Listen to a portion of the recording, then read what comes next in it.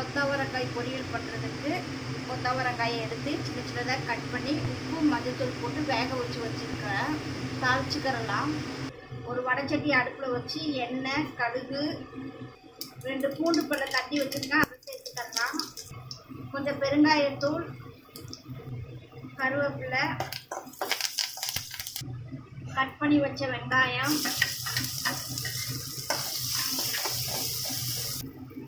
வதங்கிடுச்சு. இப்போ வேக வச்ச காயை சேர்த்துக்கலாம். மஞ்சத்தூள், 1 டீஸ்பூன் மிளகாய்த்தூள், எல்லாத்தையும் நல்லா மிக்ஸ் பண்ணிக்கலாம். ஒரு கை நிறையா பொட்டுக்கலை எடுத்து வச்சுருக்கேன், மிக்சியில் பவுடர் பண்ணிட்டு வந்துடலாம். பொட்டுக்கலையை பவுடர் பண்ணிட்டு வந்தாச்சு. இப்போ இந்த பொரியலில் சேர்த்துடலாம். எல்லாத்தையும் மிக்ஸ் பண்ணிக்கிறணும். ஸ்டவ் ஆஃப் பண்ணிடலாம். ரொம்ப டேஸ்டான கொத்தவரங்காய் பொரியல் ரெடி ஆயிடுச்சு.